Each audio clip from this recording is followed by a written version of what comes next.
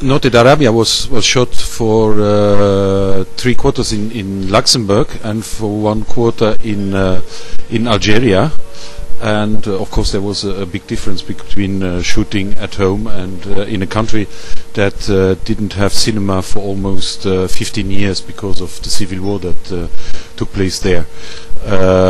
So we began the shooting in Luxembourg for 5 weeks. Then we moved down to Algeria, and the experience was completely different because we worked also with Algerian technicians. We just took our cameraman and our makeup artist and some assistants, but the most part was from Algerian cinema workers. I must say, the part we were surprised that at the end, in this country that is not very used in the last years to make movies, it was easier than we thought, because the people were very gentle with us. They did a lot of things. We put, for example, there's a scene in a train in Algeria, and that train hadn't run for over 10 years. So they put it again on the rails just for us. It derailed 3 times. They put it back on the rails, and we could shoot that scene. But there was a lot more of improvisation in Algeria. There were a lot more things that were ready just at the very last moment. And for us, it was a very enriching experience for our part of the team.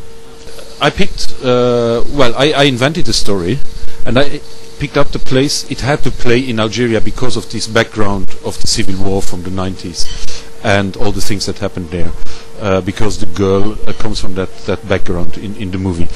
But I picked out the place where the girl comes from with the finger on the map. I was never there. I just choose the last oasis in Algeria where nobody has ever been. There was just one left, and so during the writing of the script, I tried to get information about that place, but basically I just knew the name. That is Tabelbala. It's right in the middle of nowhere. And when the film went into production, in preparation, we were asking ourselves, can we go to Algeria?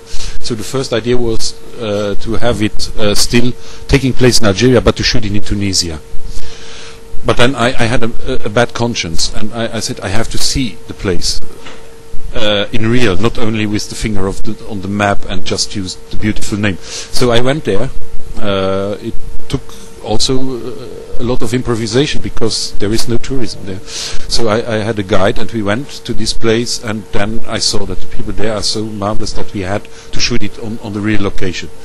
So we took about 6 months to find the people there, to organize it, and to do the shooting. But at the beginning it was just a fantasy. It was just a name on the map, and I had to do the same journey that the character in the movie does also. So it all comes together. In Luxembourg we don't make a lot of movies. We began shooting movies in the 80s as amateurs, and it became professional around 88, 89, 90. So we make movies for not 20 years now, and we make like 1 or 2 movies per year. And most of these movies are historical movies, taking place in World War II, for example, or in the 60s, or comedies who are not very realistic. So my idea was, for the first time, to do not really for one of the first times, to do a realistic movie that takes place today, and not in an environment that everybody thinks that it's Luxembourg. The banks. You think Luxembourg. You think Italy. You think of good food, the sea, and football. Luxembourg. You think banks. But in Luxembourg there is a working class like everywhere. So I wanted to take someone from not from this bank environment, but a working person who does a normal job. He works in the train. He controls tickets in the train, and that surprises. That gave a surprise also in Luxembourg, because nobody thinks that in Luxembourg, which is supposed to be a very rich country, and is a rich country, but not everybody is rich there. There are very simple people, there are working people, there are peasants, like everywhere.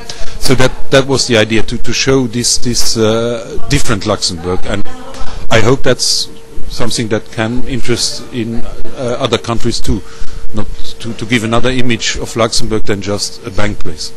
What I like here is the idea of mixing. In this selection I am called Europa Mediterranee, to mix the cultures, and that's what the film wanted to be, to show the shock of two cultures, one from the southern part of the Mediterranean Sea and one from the north, the rich against the poor. But in the movie it's clear there are people in the north that are not rich too. So the encounter and the love story between two completely different worlds, and also the difficulty to understand between these two worlds, because the main idea of the film, and therefore also this kitsch title, Notti D'Arabia, it's that sounds like a cheap perfume, or like an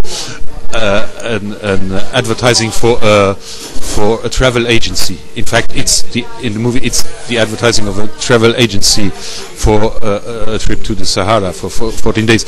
So that title was to show also that my main character, who is this simple person from Luxembourg, when he thinks of Arabia, he has a completely wrong vision. It's like The Thousand of One Nights. It's a girl he falls in love who is from Algeria. She becomes like an Arabic princess, but in fact she becomes more. He fantasizes about her. She becomes like a mirage, like a Fata Morgana, and his vision of this other country is completely wrong. It's just a fantasy. I'm working on 3 different projects at the same time, because, well, you can write projects, that doesn't mean they become movies at the end. So one is taking place in Luxembourg, but with American tourists in Luxembourg, so it's in English. One is taking place in the political environment in Luxembourg, and the third one, I don't know where it takes place. Yes. But my idea is to make films in Luxembourg. That's my country. That's what I know, so I can't speak about it.